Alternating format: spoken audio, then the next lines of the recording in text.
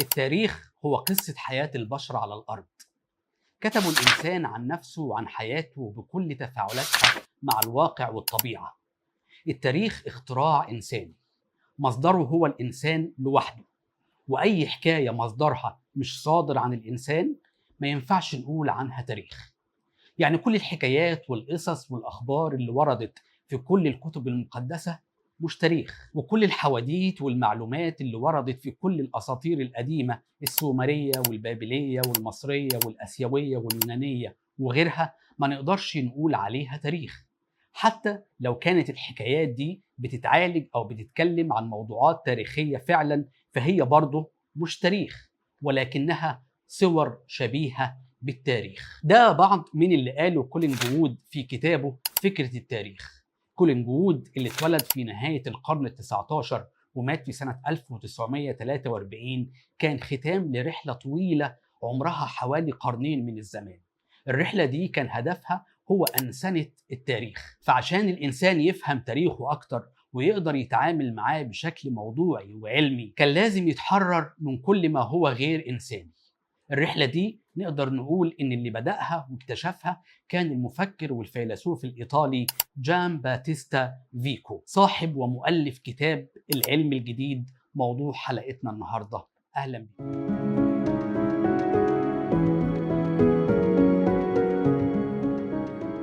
كانت البداية اللي انطلق منها فيكو في مشروعه الفكري هي نقده لنظرية المعرفة عند ريني ديكارت. فديكارت اللي كانت فلسفته وأفكاره ومنهجه هي من أبرز العناوين في القرن ال17 أسس نظريته في المعرفة على 3 أسس رئيسية. أولها الكوجيتو أو المقولة الشهيرة لديكارت: أنا أفكر إذا أنا موجود. وملخص الكوجيتو الديكارتي إن الإنسان عشان يوصل لمعرفة يقينية لازم يشك في كل المعارف اللي تحصل عليها من التاريخ واللغة وحتى الحواس نفسها، يشك في دقتها ويتخلى عنها تماما علشان يبدأ من حقيقة مؤكدة هي الأنا المفكرة. وبالتالي المعرفة هنا بتتأسس أولا على رفض واستبعاد كل المعارف السابقة اللي كونها الإنسان، وثانيا على الذات نفسها اللي بتعتبر المصدر الأول للمعرفة اليقينية عند ديكارت. فيكو اعترض تماما على التصور الديكارتي ده ورفض مبدأه رفض قاطع، لأن الإنسان الشكاك هنا حسب ما بيشوف فيكو بيكون متأكد إنه بيفكر وإنه موجود بالفعل، فاليقين اللي بيكونه من خلال عملية الشك بيكون خاص بالإنسان العادي البسيط. أما يقين العلماء فهو شيء مختلف، لازم يكون مبني على أساس رصين من التجربة العلمية والعملية والتاريخية. والطرح البديل اللي بيطرحه فيكو بدل يقين الذات الديكارتي هو يقين الفعل، لأن الحقيقة حسب فيكو بيتم صنعها، وبالتالي فمعيار الحقيقة مش الذات أو الأنا المفكرة ولكن الذات الفاعلة، لأن الحقيقة إحنا اللي بنصنعها بأفعالنا. وبالتالي يكون أساس الحقيقة في العلم الجديد عند فيكو هو الفعل الإنساني مش الوعي الذاتي اللي اقترحه ريني ديكارت. كمان انتقد فيكو مبدأ الوضوح والتميز اللي اشترطه ديكارت كمبدأ للحقيقة. فديكارت كان بيقول علشان نوصل للحقيقة واليقين لازم تكون أفكارنا واضحة ومتميزة. واضحة يعني العقل يدركها بسهولة، ومتميزة يعني ما تكونش متداخلة مع أي أفكار أخرى مشابهة. فيكو بيسخر تماما من الموقف الديكارتي ده، لأنه اعتبر أن الوضوح والتميز للأفكار مش دليل خالص على بناء معرفة يقينية. فكل واحد مؤمن بأي حكاية خرافية هو مؤمن بيها لأنها بالنسبة له واضحة جدا، فده حسب فيكو مش دليل على أي يقين، بل العكس تماما، لأن المعرفة اللي من النوع ده بتفتح المجال للجهل إنه يسود ويسيطر. المبدأ الثاني المهم في فلسفة ديكارت هي أدلة وجود الله، وهي 3 أدلة مشهورة. الدليل الأول هو دليل اللامتناهي، فديكارت يعتبر الإنسان كائن متناهي يعني غير كامل، وبالتالي لازم يدور على كائن كامل، وده اعتبره ديكارت فكرة واضحة ومتميزة ودليل على وجود الله. الدليل الثاني اللي افترضه ديكارت هو مشتق من الدليل الأول، وفيه بيفترض ديكارت إن الإنسان بما إنه كائن ناقص فده دليل على إنه مش خالق نفسه، لأنه لو كان كامل كان خلق نفسه، وعشان كده لازم يكون لوجوده سبب غير نفسه، والسبب ده هو الله. أما الدليل الثالث فديكارت استوحاه من علم الهندسة وحاول إنه يستخلص فكرة وجود الله من فكرة الله نفسها، زي كده ما بنستخلص صفات المثلث من المثلث نفسه. فالإنسان لما بيتصور فكرة الله بيتصور فكرة ثابتة أو ماهية ثابتة، لا هو اخترعها ولا هي مرتبطة بفكر الإنسان، دي منفصلة عنه وقائمة بذاتها. وبالتالي ففكرة الكائن الكامل عند ديكارت بتضمن وجودها نفسه، لأن الكامل لازم يكون موجود. وزي ما احنا شايفين في الأدلة الثلاثة إن ديكارت تقريبا بيفترض أصلا وجود الله عشان يثبت وجود الله. وده كلام ممكن نحطه في باب الكوميديا الديكارتية اللي كانت سبب كبير جدا في نقد فيكو لأدلة وجود الله عند ديكارت، واللي كان سابق فيها على كانت لما شن هجوم عنيف على الميتافيزيقا التأملية اللي بتزعم إنها عندها القدرة على إثبات وجود الله بأدلة عقلانية. كانت قال إن الأدلة دي بتخلي العقل الإنساني يقع في تناقض، أما فيكو فقال إن اللي بيحاول يثبت وجود الله بصورة قبلية هو في الواقع بينكر الوجود الإلهي اللي كان عايز يثبته، لأن الإثبات ده مستحيل عمليا. وبعد ما رفض فيكو أساس المعرفة عند ديكارت ورفض أدلته على وجود الله، رفض كمان في منهج ديكارت المعيار الرياضي كمعيار للحقيقة.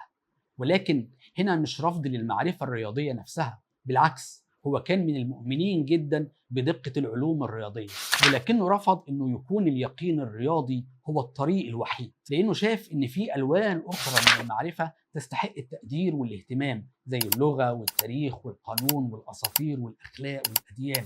وهي دي اللي هتكون المادة الأساسية اللي هتشكل كتابه الأهم لما اشتغل أكتر من 20 سنة على موضوع واحد، وهو بيحاول يأسس علم جديد في الطبيعة البشرية لكل الأمم. باختصار فيكو رفض ديكارت ومنهجه لأن المنهج ده زي ما بيقول أحادي الجانب، بيهتم بجانب واحد في الإنسان هو العقل، والإنسان حسب فيكو مش عقل بس ولكن خيال وانفعال وعواطف ووجدان وفكر وفعل. الإنسان حسب رأي فيكو كائن تاريخي اجتماعي متطور ونتيجة لتفاعلات طبيعية واجتماعية وتاريخية، وده اختلافه الأساسي عن ديكارت اللي أهمل تماما كل الجوانب دي، وعلى رأسها طبعا التاريخ. وده يخلينا نتكلم عن المناخ الفكري العام اللي نشأ فيه فيكو وكان سبب في نقده لديكارت أولا، وحافز أو عامل مهم ومؤثر في كتابة كتابه الشهير ثانيا. فيكو اللي عاش شبابه في الربع الأخير من القرن ال17 عاش في قرن ثقافي وفلسفي معادي تقريبا لكل الدراسات التاريخية الأصيلة، وكان الموقف ده من التاريخ إما موقف عدائي أو موقف تربوي، يعني إما رفض التاريخ تماما وإما الاهتمام بالتاريخ في إطار التربية والوعظ والإرشاد.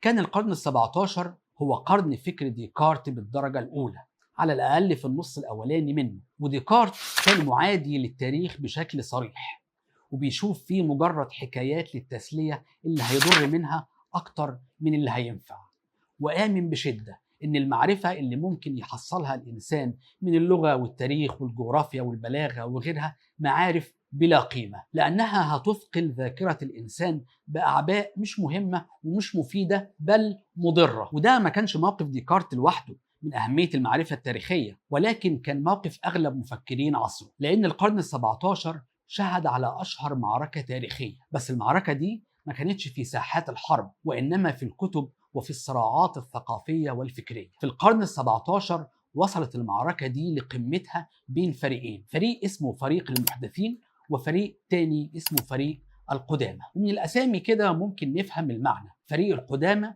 كان بيدافع عن كل الفكر القديم اللي بيعود لليونان وروما، سواء كان أدب أو تاريخ أو فلسفة أو فنون. وفريق المحدثين كان بيدافع عن كل الأفكار والمنتجات الثقافية الحديثة واللي كانت على قطيعة تامة مع الفكر القديم، لدرجة إن ديكارت نفسه كان بيفتخر أشد الفخر إنه لم يقرأ كتابا يونانيا واحدا. وكانت نهاية المعركة هي الانتصار الكاسح لفريق المحدثين، فكان طبيعي إن يكون في موقف سلبي من التاريخ.